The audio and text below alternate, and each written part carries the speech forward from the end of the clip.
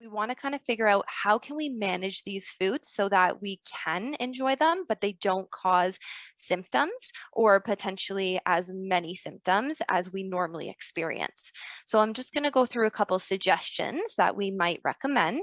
So for corn, just really eating small portions at a time just to help decrease that total insoluble fiber load that you have. And knowing that it's totally okay if you see it in your bowel movement, that's pretty normal for someone who has a very healthy, functioning gastrointestinal system, anyways. So that in itself is not a concern. It's more so for getting symptoms alongside it. Whole nuts and seeds. So soaking nuts can actually help to decrease phytic acid.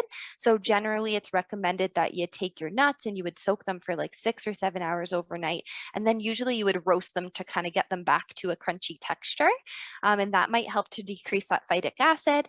Or you can try consuming nuts and seeds blended into a fine powder. So for example, some ground flaxseed or potentially a smooth nut butter, whether that's peanut butter, sun butter, almond butter, there's kind of a whole host that exist. For raw vegetables, I would say if you're not so sure about vegetables, just starting consuming them very well cooked. So probably, cooked in a nice soup or stew over a long period of time. You can also try them boiled, steamed, roasted, barbecued, or blended into a smoothie. That will kind of give your body a head start on breaking down that fiber. So it's a little bit less work for your body overall than eating the vegetable raw and kind of leaving it up the body to do all of the breaking down and then kind of, further processing of it.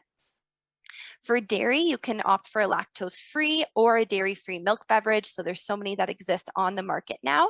You can also talk to your doctor about lactase pills. So these are a type of pill that contains an enzyme called lactase that actually helps to break down those lactose molecules.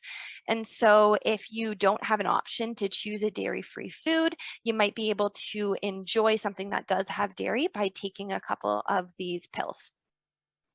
For spicy food, we'd be looking at just adding flavor that's a little more mild using herbs and spices.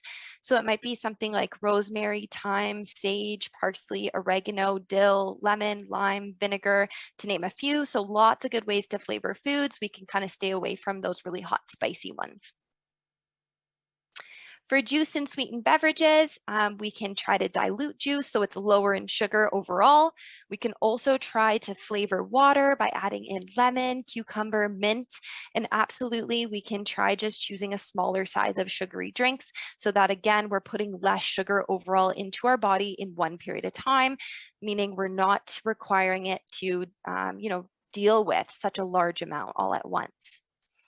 For fried and fatty foods, it would even be just trying to cut the fat a little bit. So in terms of cooking methods, trying oven baked, roasted, barbecued, boiled, or steamed foods.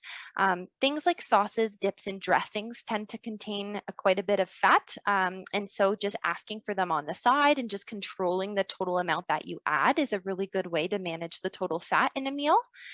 And also when you're buying things like dairy and meat, you can try to find kind of a lower to moderate fat content. So for example, choosing a lean or an extra lean ground beef over a regular ground beef would definitely be lower in fat.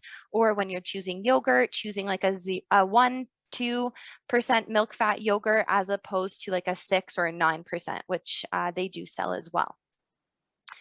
For cruciferous vegetables and legumes, again, these foods are quite healthy and beneficial for us, really good fiber, which we know overall is good for our gut microbiome. We just want to eat them so that they're not triggering symptoms. So eating small portions at a time.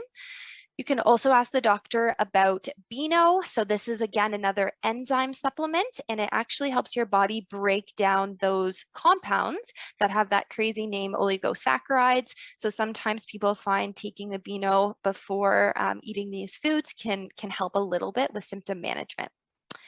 And lastly, coffee and alcohol. So just watching our total consumption, also being mindful of what we're adding to these drinks. So for example, if we're adding sugar or milk and cream into our coffee, potentially we're adding more triggers that are causing worse symptoms than just the coffee on its own. Same with alcohol. Once we add pop to it, if we're mixing a drink, then potentially our body's dealing with not just the alcohol, but also alcohol and maybe a lot of sugar all at once.